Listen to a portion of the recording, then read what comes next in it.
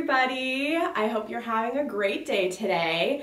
I'm Lauren, I'm from the Cricut team, and I am really excited. This is actually the first time we're doing a live with our DIY at home series.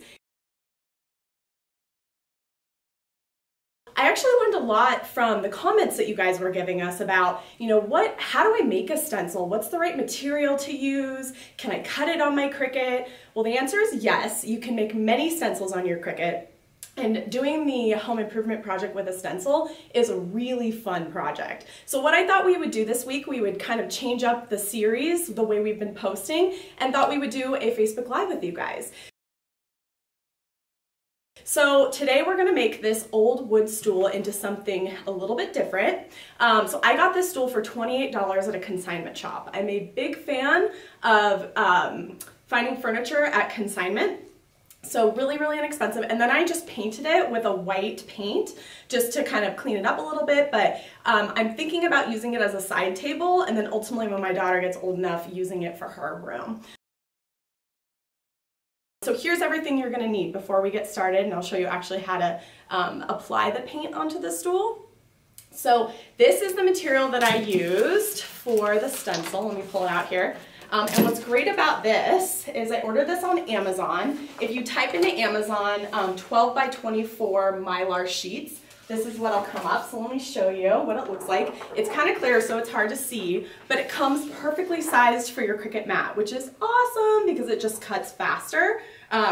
You don't have to cut it down to your mat size. So the Mylar material is really important. Then you're gonna want paint. I wanted to make this kind of gray paint because I've got a gray theme going on in my backyard. And then I have, paint brushes, very important to find the right paint brushes. So this is a small stenciling brush. I got this on Amazon as well. You could also use these craft sponges. I prefer to use the stencil brush, but these are also really inexpensive. So this is a great option. Also, painter's tape, very important. Basically, when you're working with any surface that you're doing a stencil, you really want a crisp line so that the paint doesn't bleed over. It's the same thing when you're painting a wall. You'll always want to tape off the wall so the paint doesn't bleed over onto different walls. And then finally, I had a lot of questions about the concrete rug, about how do you seal it, especially when you're using it for outside, but even for indoor use too, you want to make sure that spills and things like that just don't affect the paint. So this polyurethane is a great way to seal. And I actually got it in this spray paint can. So it's really easy to apply onto your surface, and you can find this at most of your home improvement stores, also online. So definitely need all of these supplies. Of course, your Cricut Maker. You can also use the Cricut Explorer family to cut the stencil as well. I do recommend using a deep point blade when you are cutting Mylar because, let me just pull out my Mylar sheet one more time. So Mylar is a little bit denser. I had some people ask me, well, couldn't I use vinyl to make a stencil? You could. But in this case, especially when I was doing it on concrete, even with the wood on this surface, it's a little bit uneven. So having a denser material, in my opinion, worked really, really well. And the machine cuts it so beautifully. So it is a little bit denser of a material.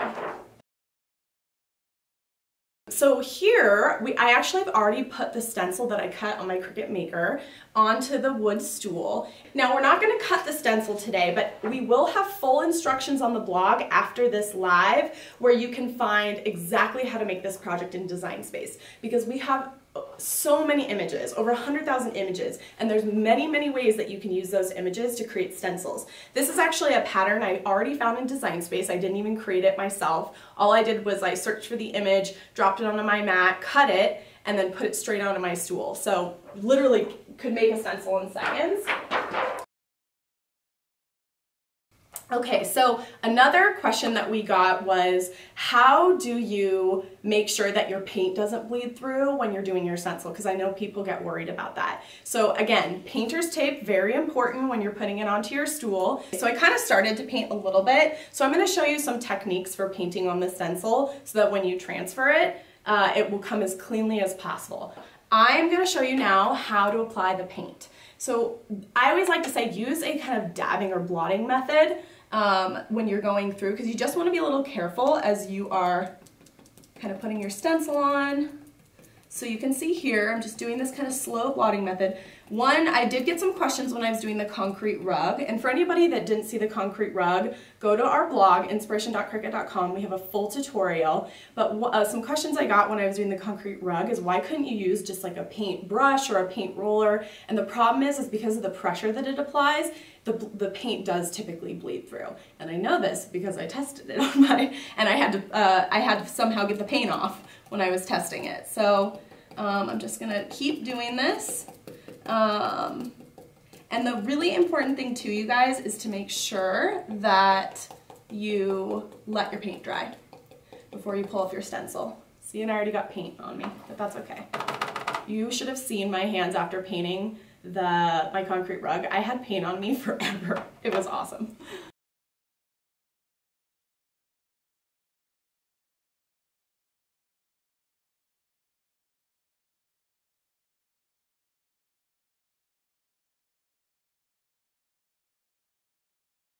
Okay, so we're just about done here.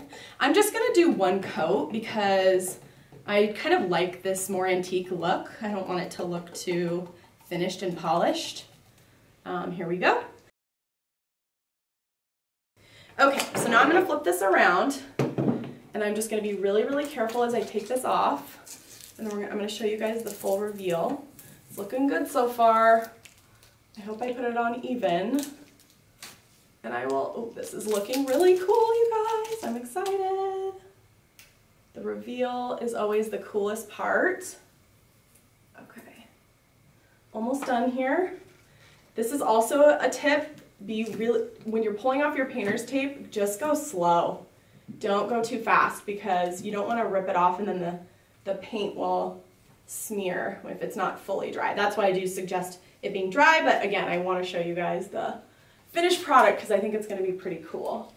And that you can do this so fast. I mean, you could make this for your kids' room. You could do a lot of different things. Okay. Now I'm going to be really careful. There we go. Okay. So there's our stencil. Do you see that? Super easy. And the great thing too is because Mylar is a little denser, you can keep using it, which is awesome. Okay. You guys ready to see it? How cool is that? I kind of love it. I hope you do too. If you don't, you can tell me in the comments. I won't be sad because everybody has different style and that's okay.